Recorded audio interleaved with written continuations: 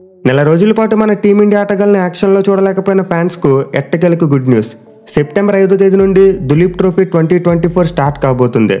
So నార్మల్గా చూసుకుంటే గతంలో మనం డొమెస్టిక్ టోర్నమెంట్ల మీద పెద్దగా ఇంట్రెస్ట్ చూపించే వాళ్ళం కాదు, ఎందుకంటే ఎక్కువగా ఇంటర్నేషనల్ ప్లేయర్స్ ఈ టోర్నమెంట్స్లో ఆడేవారు కాదు. బట్ ఈసారి దులీప్ ట్రోఫీలో మాత్రం ఇంటర్నేషనల్ స్టార్స్ ఆడబోతున్నారు. దీనివల్లే ఈ టోర్నమెంట్ మీద చాలా ఇంట్రెస్ట్ పెరిగింది.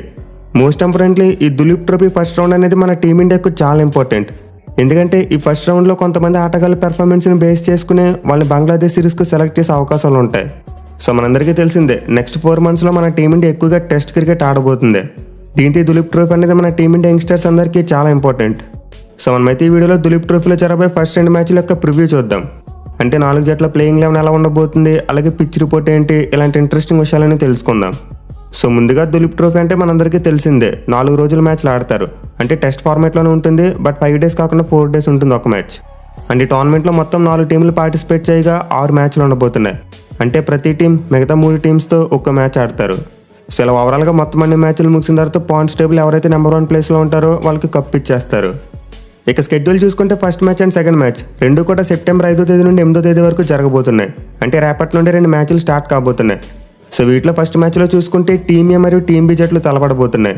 అండ్ ఈ మ్యాచ్ని బెంగళూరులోని చిన్నస్వామి స్టేడియం వేదికగా ఆడబోతున్నారు. సో ఈ గ్రౌండ్ యొక్క పిచ్ రిపోర్ట్ చూసుకుంటే మనందరికీ బాగా తెలుసు, ఆల్రెడీ ఎన్నో మ్యాచ్లు చూసాం, ఎక్కువగా స్పిన్ బౌలర్స్ అనుకూలిస్తుంది. దీంతో డెఫినెట్లీ ఫస్ట్ మ్యాచ్లో స్పిన్నర్స్ గేమ్ని డామినేట్ చేసే అవకాశాలు ఉంటాయి. అట్ ది సేమ్ టైం ఈ పిచ్ ఫస్ట్ 2 daysలో బ్యాటింగ్ కూడా బాగానే అనుకూలిస్తుంది. సో మనమైతే దులీప్ ట్రోఫీలో జరగబోయే ఫస్ట్ మ్యాచ్కు ఒక మంచి డీసెంట్ వికెట్ని ఎక్స్పెక్ట్ చేయవచ్చు.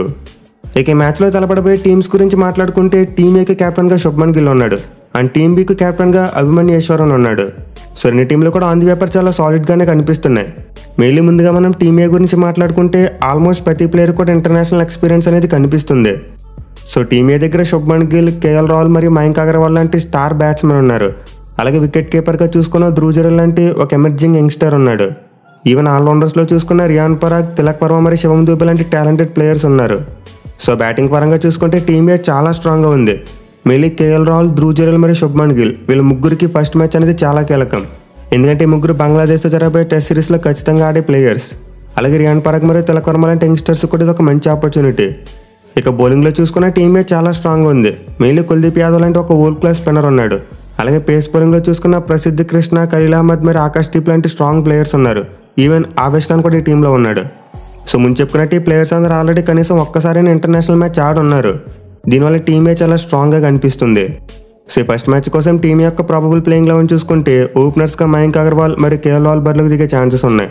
ఇక తర్వాత నెంబర్ 3లో శుభ్మన్ గిల్, నెంబర్ 4లో తిలక్ వర్మ, నెంబర్ 5లో రియాన్ పరాగ్, నెంబర్ 6లో శివం దూబే, నెంబర్ 7లో ధ్రువ్ జురేల్, నెంబర్ 8లో కుల్దీప్ యాదవ్, నెంబర్ 9లో ఆకాష్దీప్, నెంబర్ 10లో ప్రసిద్ధ్ కృష్ణ మరియు నెంబర్ 11లో ఖలీల్ అహ్మద్ బరిలోకి దిగే ఛాన్సెస్ ఉన్నాయి. సో ఈ ప్లేయింగ్ 11లో ఉన్న ప్రతి ప్లేయర్ కూడా ఆల్రెడీ టీమిండియా తరపున ఆడిన వాళ్ళే. మెయిన్లీ మయాంక్ అగర్వాల్ మరియు కేఎల్ రాహుల్ యొక్క ఓపెనింగ్ కాంబినేషన్ ప్రీవియస్గా పంజాబ్ తరపున ఆడినప్పుడు చూసాం. అలాగే శుభ్మన్ గిల్ లాంటి ప్లేయర్ మన టీమిండియాకు రెగ్యులర్గా నెంబర్ 3లో ఆడుతున్నాడు. ఇక వీళ్ళతో పాటు ఈ టీంకు మిడిల్ ఆర్డర్లో ఏకంగా 3 ఆల్రౌండర్స్ ఉన్నారు. అలాగే బౌలింగ్లో చూసుకున్న మంచి క్వాలిటీ పేసర్స్తో పాటు ఎక్స్పీరియన్స్ ఉన్న స్పిన్నర్ ఉన్నాడు. సో ఓవరాల్గా శుభ్మన్ గిల్ క్యాప్టెన్సీలో దిగబోయే టీం అయితే చాలా బలంగా కనిపిస్తుంది. ఇక వీళ్ళ ఒపోనెంట్ అయిన టీం బి విషయానికి వస్తే వీళ్ళ దగ్గర కూడా చాలా మంచి సాలిడ్ టీం కనిపిస్తుంది. మెయిన్లీ టీం బిలో ఎక్కువ మంది యంగ్స్టర్స్ ఉన్నారు. సో వీళ్ళ కెప్టెన్ అభిమన్యు ఈశ్వరన్ మన టీమిండియా తరపున ఆడకపోయినా డొమెస్టిక్లో అతనికి చాలా ఎక్స్పీరియన్స్ ఉంది. మెయిన్లీ టీం దగ్గర మంచి ఫైరీ మిడిల్ ఆర్డర్తో పాటు ఎక్సలెంట్ స్పిన్ కాంబినేషన్ కనిపిస్తుంది. సో ఈ టీంకి బ్యాటింగ్లో వాళ్ళ కెప్టెన్తో పాటు జైస్వాల్, సర్ఫరాజ్ ఖాన్, రిషబ్ పంత్ మరియు ముషీర్ ఖాన్ ఇలా స్ట్రాంగ్ పవర్ హిట్టర్స్ తమ బ్యాట్లను చూపించేందుకు సిద్ధంగా ఉన్నారు. మెయిన్లీ రిషబ్ పంత్కి ఫస్ట్ మ్యాచ్ చాలా కీలకం. ఎందుకంటే అతను మన టీమిండియా టెస్ట్ టీంలోకి రీఎంట్రీ అవ్వాలంటే ధ్రువ్ జురేల్ దగ్గర నుంచి చాలా హెవీ కాంపిటీషన్ ఉంది. దీంతో మ్యాచ్లో పంత్ సరిగ్గా రాణించలేకపోతే ధ్రువ్ జురేల్ని ప్లేయింగ్ 11లో పెట్టి పంత్ను బ్యాకప్గా పెట్టే ఛాన్సెస్ ఉంటాయి. సో రిషబ్ పంత్కి అయితే ఈ మ్యాచ్ చాలా కీలకం. అలాగే సర్ఫరాజ్ ఖాన్ కూడా సెలెక్ట్ అవ్వాలంటే అతను కూడా బాగా పెర్ఫామ్ చేయాలి. ఎందుకంటే అతనికి ఈసారి శ్రేయస్ అయ్యర్ మరియు కేఎల్ రాహుల్ దగ్గర నుండి హెవీ కాంపిటీషన్ ఉంది. ఈవెన్ జైస్వాల్ కూడా తన ఫామ్ని కంటిన్యూ చేసి ఫస్ట్ మ్యాచ్లో బాగా ఆడాలి. సో బ్యాటింగ్ పరంగా టీం బి దగ్గర చాలా మంచి ఫైర్ పవర్ ఉంది. ఇక ఆల్రౌండర్స్ చూసుకున్న పేస్ బౌలింగ్ ఆల్రౌండర్గా నితీష్ కుమార్ రెడ్డి మరియు స్పిన్ బౌలింగ్ ఆల్రౌండర్గా వాషింగ్టన్ సుందర్ ఉండబోతున్నారు. ఈవెన్ రవీంద్ర జడేజాని కూడా స్క్వాడ్లోకి పిక్ చేశారు. బట్ ఇప్పుడైతే అతను దులీప్ ట్రోఫీ ఆడేందుకు అందుబాటులో లేడు. దీంతో మెయిన్ ఆల్రౌండర్స్కి 2 యంగ్స్టర్స్ ఆడబోతున్నారు. ఇక బౌలింగ్లో చూసుకున్న వాళ్ళకి చాలా మంచి క్వాలిటీ కనిపిస్తుంది. ఎస్టైల్ మరియు ముఖేష్ కుమార్ లాంటి యంగ్ పేస్ బౌలర్స్ ఉన్నారు. అలాగే స్పిన్నర్స్గా రాహుల్ చార్ మరియు సాయి కిషోర్ లాంటి క్వాలిటీ బౌలర్స్ కనిపిస్తున్నారు. సో జడేజా అనే సిరాజ్ను కూడా ముందుగా ఈ టీంలోకి సెలెక్ట్ చేశారు. బట్ సిరాజ్ దులీప్ ట్రోఫీకి దూరం అవడంతో అతని ప్లేస్లో నవదీప్ సైనిని పిక్ చేశారు. సో టీమ్ బి అయితే టోర్నీ స్టార్ట్ కాకముందు ఇద్దరు స్ట్రాంగ్ ప్లేయర్స్ని కోల్పోయారు. బట్ స్టిల్ వాళ్ళ దగ్గర అయితే మంచి సాలిడ్ కాంబినేషన్ కనిపిస్తుంది. మేలీ టీమ్ అయితే కంపేర్ చేసుకుంటే వాళ్ళ దగ్గర చాలా స్ట్రాంగ్ స్పిన్ అటాక్ ఉంది. సో ఓవరాల్గా ఫస్ట్ మ్యాచ్ కోసం టీం యొక్క ప్రాబబుల్ ప్లేయింగ్ లెవెన్ చూసుకుంటే ఓపెనర్స్ అభిమన్యేశ్వరన్ మరియు యశస్వి జైస్వాల్ బరిలోకి దిగబోతున్నారు. ఇక తర్వాత నెంబర్ 3లో ముషీర్ ఖాన్, నెంబర్ 4లో రిషబ్ పంత్, నెంబర్ 5లో సర్ఫరాజ్ ఖాన్, నెంబర్ 6లో నితీష్ కుమార్ రెడ్డి, నెంబర్ 7లో వాషింగ్టన్ సుందర్, నెంబర్ 8లో నవదీప్ సైని, నెంబర్ 9లో ఆర్ సాయి కిషోర్, నెంబర్ 10లో యష్ దయాల్ మరియు నెంబర్ 11లో ముఖేష్ కుమార్ బరిలోకి దిగే ఛాన్సెస్ ఉన్నాయి. సో ఆన్ ది పేపర్ చూసుకుంటే వీళ్ళ ప్లేయింగ్ లెవెన్ కూడా సాలిడ్గానే కనిపిస్తుంది. మేలీ ముందు చెప్పుకున్నట్టు మిడిల్ ఆర్డర్లో ఫైర్ పవర్కి ఎక్కడ కూడా కొదవలేదు. ఎస్పెషల్లీ బ్రదర్స్ అయిన ముషీర్ ఖాన్ మరియు సర్ఫరాజ్ ఖాన్ వీళ్ళిద్దరు చాలా అగ్రెసివ్ ప్లేయర్స్. అలాగే పంత్ బ్యాటింగ్ స్టైల్ గురించి నేను ప్రత్యేకంగా చెప్పనవసరం లేదు. ఇక ఓపెనర్ గాడే జైస్వాల్ ఎంతలా దంచి కొడతాడో ఆల్రెడీ మనం ఇంగ్లాండ్తో జరిగిన సిరీస్లో చూసాం. సో ఎక్కువగా ఎక్స్పీరియన్స్ ఉన్న ప్లేయర్స్ లేకపోయినప్పటికీ బీ టీమ్ అయితే మంచి ఫైర్ పవర్తో కనిపిస్తుంది. ఇన్ఫాక్ట్ నాకు తెలిసి వీళ్ళ దగ్గర ఉన్న స్క్వాడ్లో 90% ప్లేయర్స్ 30 years కంటే తక్కువ ఏజ్ ఉన్న వాళ్ళే. సో దీన్ని బట్టి అర్థం చేసుకోవచ్చు టీమ్ బి యంగ్స్టర్స్తో ఎంతలా నిండిపోయింది అనేది. బట్ ఏమో మనం ముందే చూసాం టీమ్ ఏ కూడా చాలా బలంగానే ఉంది. మళ్ళీ టీమ్ ఏ దగ్గర ఎక్స్పీరియన్స్ అండ్ యూత్ మిక్స్ అయి ఉంది. సో మనమైతే ఫస్ట్ గేమ్లో 2 జట్ల మధ్య ఒక హోరీ మ్యాచ్ చూడొచ్చు. అండ్ నేనైతే మోస్ట్లీ టీమ్ ఏనే గెలుస్తుంది అనుకుంటున్నా. ఎందుకంటే వాళ్ళ దగ్గర మయాంక్ అగర్వాల్ మరియు కేఎల్ రాహుల్ లాంటి లోకల్ ప్లేయర్స్ ఉన్నారు. అండ్ వీళ్ళకి చిన్నస్వామి స్టేడియంలో ఆడడం వెన్నతో పెట్టిన విద్య. అలాగే పేస్ బౌలింగ్ పరంగా చూసుకున్న టీమే కాస్త బలంగా కనిపిస్తుంది. బట్ ఎనివే టీమ్ బిలో ఉన్న యంగ్స్టర్స్ ఫైర్ అయితే మాత్రం టీమేకి కష్టాలు తప్పు. మరి మీరు 2 టీంలలో ఏ టీం గెలుస్తుంది అనుకుంటున్నారో కింద కామెంట్ చేయండి. ఇక దులీప్ ట్రోఫీలో 2వ మ్యాచ్ విషయానికి వస్తే టీమ్ సి మరియు టీమ్ డి జట్లు తలపడబోతున్నాయి. అండ్ ఈ మ్యాచ్ని అయితే అనంతపురంలోని రూరల్ డెవలప్మెంట్ ట్రస్ట్ స్టేడియం వేదికగా ఆడబోతున్నారు. సో ఈ సెకండ్ మ్యాచ్ నుండి అనంతపురంలో దులీప్ ట్రోఫీ యొక్క హంగామా స్టార్ట్ కాబోతుంది. ఇన్ఫాక్ట్ ఫస్ట్ మ్యాచ్ తప్పిస్తే మిగతా 5 మ్యాచ్లు కూడా అనంతపురంలోనే ఆడబోతున్నారు. దీంతో అనంతపురంలో ఎంత ఆడవుతుందో మనం ఆల్రెడీ సోషల్ మీడియాలో చూసాం. సో రాయలసీమ క్రికెట్ ఫ్యాన్స్ అయితే దులీప్ ట్రోఫీని చూసేందుకు చాలా ఎగబడుతున్నారు. అసలు టికెట్స్ కోసం గత 2-3 రోజుల నుంచే భారీగా క్యూ కట్టారు. సో 2వ మ్యాచ్ కూడా సేమ్ ఫస్ట్ మ్యాచ్లోనే రేపటి నుండే స్టార్ట్ కాబోతుంది. అంటే 2వ మ్యాచ్ని కూడా సెప్టెంబర్ 5వ తేదీ నుండి 8వ తేదీ వరకు ఆడబోతున్నారు. సో 2 మ్యాచ్లు ఒకే టైంలో ఆడబోతున్నారు కాబట్టి చూడడం కష్టం. బట్ ఎనిమిది ఇంటర్నేషనల్ స్టార్ ప్లేయర్స్ ఆడుతున్నారు కాబట్టి మనకైతే 2 మ్యాచ్లను చూసే అవకాశం జియో సినిమా కల్పిస్తుంది. విచ్ మీన్స్ ఈ దులీప్ ట్రోఫీ మొత్తాన్ని మీరు జియో సినిమా యాప్లో లైవ్ చూడొచ్చు. సో మొబైల్ ఈ టోర్నమెంట్ను లైవ్ చూడాలనుకునే వాళ్ళు జియో సినిమా యాప్ని ఇన్స్టాల్ చేసుకుని రెడీగా పెట్టుకోండి. లేదు టీవీలో చూడాలనుకునే వాళ్ళు స్పోర్ట్స్ 18 ఛానల్లో ఈ టోర్నమెంట్ను లైవ్లో చూడొచ్చు. అండ్ మ్యాచ్ యొక్క టైమింగ్స్ విషయానికి వస్తే ప్రతిరోజు కూడా ఉదయం 9 గంటలకు మ్యాచ్ అనేది స్టార్ట్ అవుతుంది. ఇక అనంతపురంలోని ఆర్డిటి స్టేడియం యొక్క పిచ్ రిపోర్ట్ చూసుకుంటే ఇదైతే కొంతవరకు అన్లైక్లీ ఇండియన్ పిచ్లో ఉండబోతుంది.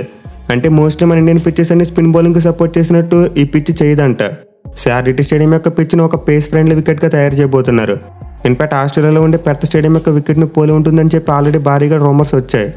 సో దీన్ని బట్టి చూసుకుంటే 2వ మ్యాచ్ని పేస్ బౌలర్స్ ఎక్కువగా డామినేట్ చేసే అవకాశాలు కనిపిస్తున్నాయి. ఎస్పెషల్లీ డే 1 అండ్ డే 2 ఈ 2 రోజుల్లో కూడా పిచ్ మీద ఎక్కువ గ్రాస్ ఉంటే మాత్రం పేస్ బౌలర్స్ పండగ చేసుకుంటారు.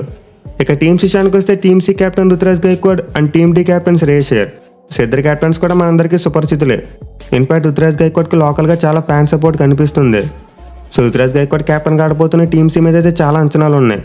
ఎస్పెషల్లీ తెలుగు స్టేట్స్తో పాటు తమిళ స్టేట్ ఫ్యాన్స్ ఈ టీం మీద చాలా ఆశలు పెట్టుకున్నారు. బట్ ఎనివే ఈ టీంకి బిగ్గెస్ట్ షాక్ ఏంటంటే సూర్యకుమార్ యాదవ్ ఫస్ట్ మ్యాచ్ నుంచి రూల్ అవుట్ అయ్యాడు. సో రీసెంట్గా బుచ్చిబాబు టోర్నమెంట్ ఆడుతున్నప్పుడు సూర్యకుమార్ యాదవ్కి గాయమైంది. అంటే ఈ గాయం కారణంగా అతని ఫస్ట్ మ్యాచ్ నుంచి రూల్ అవుట్ అయ్యాడు. దీంతో బ్యాటింగ్ విషయంలో టీమ్సీ 3 వికెట్ కీపర్స్ మీద ఆధారపడాలి. సో టీమ్సీ దగ్గర అయితే రుతురాజ్ గైక్వాడ్, రజత్ పటిడార్ మరియు సాయి సుదర్శన్ లాంటి మంచి పవర్ఫుల్ బ్యాట్స్మెన్ ఉన్నారు. బట్ మిడిల్ ఆర్డర్లో చూసుకుంటేనే అంత స్ట్రాంగ్ ప్లేయర్స్ కనిపించట్లేదు. అఫ్కోర్స్ వీళ్ళ స్క్వాడ్లో ఉన్న ప్లేయర్స్ కూడా డొమెస్టిక్ టోర్నమెంట్స్లో బాగా ఆడిన వాళ్ళే. బట్ నేషనల్ టీంకి ఆడిన ఎక్స్పీరియన్స్ ఎవరికి కూడా పెద్దగా కనిపించట్లేదు. ఈవెన్ బౌలింగ్లో చూసుకున్న టీమ్సీ దగ్గర అంత చెప్పుకోదగ్గ పేర్లు ఏమీ కనిపించట్లేదు. స్పిన్నర్స్గా మయాంక్ మార్కండే, మానవ్ సుతార్ మరియు హృతిక్ షోకన్ లాంటి ప్లేయర్స్ ఉన్నారు. అండ్ పేసర్స్గా చూసుకుంటే సందీప్ వారియర్, వైశాఖ్ విజయ్ కుమార్ మరియు అంశుల్ కంబోజ్ లాంటి యంగ్స్టర్సే ఉన్నారు. మెయిల్ ఉమ్రాన్ మలిక్ రూల్ అవుట్ అవ్వడం ఈ టీంకి అతిపెద్ద weak point. So pace bowling అనుకూలించి పిచ్ మీద ఉమ్రాన్ మలిక్ అనుకుంటుంటే మంచి ఎగ్జైటింగ్గా ఉండేది. బట్ ఉమ్రాన్ మలిక్ అయితే అనారోగ్యం కారణంగా దులీప్ ట్రోఫీకి దూరం అయ్యాడు. సో మోస్ట్లీ టీమ్స్ ఆశలన్నీ వాళ్ళ బ్యాటింగ్ మీద ఉండబోతున్నాయి. ఎస్పెషల్లీ వాళ్ళ కెప్టెన్ రుతురాజ్ గైక్వాడ్, అతనైతే ఒక భారీ ఇన్నింగ్స్ ఆడాలి. అలాగే అతనితో పాటు సాయి సుదర్శన్ మరియు రజత్ పటిడార్ ఇద్దరు కూడా చాలా కీలకం. ఈవెన్ బాబేంద్రజిత్ కూడా రీసెంట్గా డొమెస్టిక్ సర్క్యూట్లో చాలా బాగా రాణించాడు. సో టాప్ 4 బ్యాట్స్మెన్ కనుక బాగా ఆడితే ఖచ్చితంగా టీమ్సీకి గెలిచే అవకాశాలు చాలా ఎక్కువగా ఉంటాయి. ఎనిమిది మ్యాచ్ కోసం టీమ్స్ యొక్క ప్రాబబుల్ ప్లేయింగ్ లెవెన్ చూసుకుంటే ఓపెనర్స్గా రుతురాజ్ గైక్వాడ్ మరియు సాయి సుదర్శన్ బరిలోకి దిగబోతున్నారు. ఇక తర్వాత number 3లో బాబేంద్రజిత్, number 4లో Rajat Patidar, number 5లో Abhishek Porel, number 6లో Aryan Juyal, number 7లో Manav Sutar are Hrithik షోకెన్, number 8లో Anshul Kamboj, number 9లో Vaishakh Vijay Kumar, number 10లో Sandeep warrior మరియు నెంబర్ 11లో మయాంక్ మార్కండే బరిలోకి దిగే ఛాన్సెస్ ఉన్నాయి. సో ఈ ప్లేయింగ్ లెవెన్లో చూసుకుంటే టాప్ 4 వరకు బాగానే ఉంది. బట్ తర్వాత మిడిల్ ఆర్డర్లో మాత్రం చాలా వరకు ఇన్ఎక్స్పీరియన్స్ కనిపిస్తుంది. మిడిల్ అభిషేక్ పోరెల్ మరియు ఆర్యన్ జుయల్ ఇద్దరు కూడా వికెట్ కీపర్సే. అండ్ బౌలింగ్లో చూసుకున్న 5 కూడా యంగ్స్టర్సే, నేషనల్ టీం కాడిన ఎక్స్పీరియన్స్ పెద్దగా లేదు. సో రుతురాజ్ గైక్వాడ్ లీడ్ చేయబోయే టీమ్స్ అయితే అంత బలంగా కనిపించట్లేదు. బట్ ప్లస్ పాయింట్ ఏంటంటే ప్లేయర్స్ అందరూ డొమెస్టిక్ సర్క్యూట్లో చాలా బాగా ఆడుతున్న ప్లేయర్స్. సో డొమెస్టిక్లో బాగా పెర్ఫామ్ చేసిన ఎక్స్పీరియన్స్ ఉంది కాబట్టి అది ప్లస్ అవుతుంది. అట్ ది సేమ్ టైం పెద్దగా ఎక్స్పెక్టేషన్స్ కూడా ఉండవు. దీంతో మేబీ టీమ్స్ అనుకున్న దానికంటే ఎక్స్ట్రాడినరీగా పెర్ఫామ్ చేసే అవకాశాలు ఉండొచ్చు. ఇక టీం డివిజన్కి వస్తే వీళ్ళ టీం అయితే కొంతవరకు బలంగానే కనిపిస్తుంది. బ్యాటింగ్లో ఎక్స్పీరియన్స్ ఉన్న ప్లేయర్స్ తక్కువగానే ఉన్నప్పటికీ బౌలింగ్ మాత్రం చాలా దద్దరిల్లిపోయేటట్టు కనిపిస్తుంది. సో బ్యాటింగ్ విషయంలో టీం డీకి అతిపెద్ద బలం వాళ్ళ కెప్టెన్ శ్రేయస్ అయ్యర్. అతనికైతే టన్నుల కొద్ది ఎక్స్పీరియన్స్ ఉంది. అలాగే మన టీమిండియాలో ప్లేస్ కోసం కూడా గట్టి కాంపిటీషన్ ఎదుర్కొంటున్నాడు. దీంతో అతనైతే ఖచ్చితంగా ఈ మ్యాచ్లో పెర్ఫామ్ చేసి తీరాలి. ఇక అతనితో పాటు ఆత్రవేట్ అయ్యే దేవదత్ పడిక్కల్, రిక్యూబీ, మరి ఎస్టూబీ లాంటి యంగ్స్టర్స్ ఈ టీంలో ఉన్నారు. బట్ వికెట్ కీపర్ విషయానికి వస్తే మాత్రం ఈ టీంకి షాక్ తగిలేలా కనిపిస్తుంది. ఇషాన్ కిషన్ ఇంజరీ కారణంగా ఫస్ట్ రౌండ్ నుండి రూల్డ్ అవుట్ అవ్వచ్చంట. అనేది కనుక జరిగితే మిడిల్ ఆర్డర్లో ఒక స్ట్రాంగ్ బ్యాట్స్మెన్ ఈ టీం కోల్పోతుంది. బట్ ఎన్నో ప్రజెంట్ వస్తున్న రిపోర్ట్స్ ప్రకారం చూసుకుంటే ఇషాన్ కిషన్ ప్లేస్లో సంజు శాంసన్ను ఈ ఒక్క మ్యాచ్ కోసం యాడ్ చేయొచ్చంట స్క్వాడ్లో. సో అదే కనుక జరిగితే చాలా మంచి రీప్లేస్మెంట్ అవుతుంది. బట్ కీపింగ్ మాత్రం కేఎస్ భరత్ చేయొచ్చు. ఎందుకంటే సంజు శాంసన్ లాంగర్ ఫార్మాట్లో పెద్దగా వికెట్ కీపింగ్ చేయడు, ఎక్కువగా వైట్ బాల్ ఫార్మాట్స్లోనే వికెట్ కీపింగ్ చేస్తాడు. సో మోస్ట్లీ ఇషాన్ కిషన్ ఆడకపోతే కేఎస్ భరత్ వికెట్ కీపర్గా ఆడొచ్చు. సంజు శాంసన్ మేబీ ఆడితే ఒక ప్యూర్ బ్యాట్స్మెన్ ఆడే ఛాన్సెస్ ఉంటాయి. ఇక ముందు చెప్పుకున్నట్టే బౌలింగ్ విషయానికి వస్తే వీళ్ళ దగ్గర అక్షర్ పటేల్ మరియు హర్షదీప్ సింగ్ లాంటి స్ట్రాంగ్ బౌలర్స్ ఉన్నారు. మళ్ళీ వీళ్ళిద్దరు వరల్డ్ కప్లో ఎంత బాగా బౌలింగ్ చేశారో మనం క్లియర్గా చూసాం. అలాగే వీళ్ళతో హర్షిత్ రాణా మరియు తుషార్ దేశపాండే లాంటి యంగ్స్టర్స్ ఉన్నారు. అయితే అక్షర్ పటేల్కి తోటి రెండో స్పిన్నర్గా ఎవరిని ఆడిస్తారనేది ఒక క్వశ్చన్ మార్క్. వాళ్ళ దగ్గర సౌరవ్ కుమార్ లాంటి ఒక లెఫ్ట్ ఆర్మ్ స్పిన్నర్ ఉన్నాడు. బట్ ఆల్రెడీ అక్షర్ పటేల్ కూడా ఒక లెఫ్ట్ ఆర్మ్ స్పిన్నరే. దీంతో సౌరవ్ కుమార్ని కాకుండా రైట్ ఆర్మ్ స్పిన్ ఆల్రౌండర్ అయిన శరణ్ సేన్ను మ్యాచ్లు ఆడించే అవకాశాలు కనిపిస్తున్నాయి. సో ఓవరాల్గా టీండీ యొక్క ప్రాబబుల్ ప్లేయింగ్ లోన్ కూడా చూసుకుంటే ఓపెనర్స్ ఆత్రవేట్ అయ్యే మరియు దేవదత్ పడిక్కల్ వీళ్ళిద్దరు బరిలోకి దిగే ఛాన్సెస్ ఉన్నాయి. ఇక తర్వాత నెంబర్ 3లో రిక్యూబీ, నెంబర్ 4లో శ్రేయస్ అయ్యర్, నెంబర్ 5లో ఎస్టూబీ, నెంబర్ 6లో Ishan Kishan or KS Bharat, number 7లో అక్షర్ పటేల్, నెంబర్ 8లో శరణ్ జైన్, నెంబర్ 9లో హర్షదీప్ సింగ్, నెంబర్ 10లో హర్షిత్ రాణా మరియు నెంబర్ 11లో తుషార్ దేశపాండే బరిలోకి దిగే ఛాన్సెస్ ఉన్నాయి. సో టీమ్స్ ఇలానే ఈ ప్లేయింగ్ లోన్లో కూడా కొంతవరకు లూప్ హోల్స్ కనిపిస్తున్నాయి. బట్ టీమ్స్ అయితే కంపేర్ చేసుకుంటే బౌలింగ్ కాస్త మెరుగ్గా ఉంది. మెయిన్లీ మన వాళ్ళు హర్షదీప్ సింగ్ను టెస్ట్ ఫార్మాట్లోకి తీసుకునేందుకు గట్టిగా ప్రయత్నాలు చేస్తున్నారు. దీంతో అతనికి ఈ మ్యాచ్ చాలా కీలకం. అలాగే అక్షర్ పటేల్ కూడా కుల్దీప్ యాదవ్ దగ్గర నుండి కాంపిటీషన్ ఉంది. జడేజా మరి అశ్విన్తో పాటు మూడో స్పిన్నర్గా ఆడించాలనుకుంటే అక్షర్ పటేల్ లేదా కుల్దీప్ యాదవ్ ఇద్దరిలో ఒకరికి ఛాన్స్ రావచ్చు. దీంతో అక్షర్ పటేల్ కూడా ఈ మ్యాచ్ కీలకమే. అలాగే ముందు చెప్పుకున్నట్టు శ్రేయస్ అయ్యర్కు సర్ఫరాజ్ ఖాన్ మరి కేఎల్ రాహుల్ మిడిల్ ఆర్డర్ ఆడేందుకు వీళ్ళిద్దరి దగ్గర నుండి కాంపిటీషన్ ఉంది. సో ముగ్గురికి అయితే ఈ టెస్ట్ మ్యాచ్ చాలా కీలకం. ఎనివే రెండు టీంలను కంపేర్ చేసుకుంటే నాకైతే ఒకేలా కనిపిస్తున్నాయి. బట్ శ్రేయస్ అయ్యర్ మరి అక్షర్ పటేల్ ఎక్స్పీరియన్స్ టీం డీకి కొంతవరకు ప్లస్ అవుతుంది. మరి మీరు ఈ రెండు టీమ్స్లో ఏ టీం మ్యాచ్ గెలుస్తుంది అనుకుంటున్నారు కింద కామెంట్ చేయండి. అలాగే ఇప్పుడు మనం చెప్పుకున్న 4 జట్ల యొక్క ప్లేయింగ్ లెవెన్ బేస్ చేసుకుని ఎవరికి దులీప్ ట్రోఫీ గెలిచే అవకాశాలు ఎక్కువగా ఉన్నాయో అది కూడా కింద కామెంట్ చేయండి. Thank you for watching. Have a nice day.